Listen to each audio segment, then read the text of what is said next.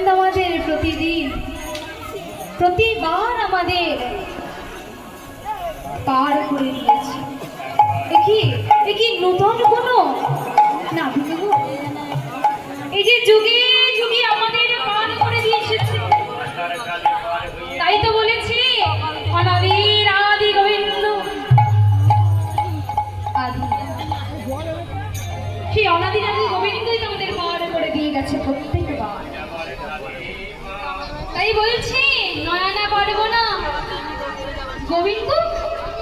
হ্যাঁ গো, এত যে বেলা হয়ে গেল, আমরা যে বিক্রি করতে যাবো।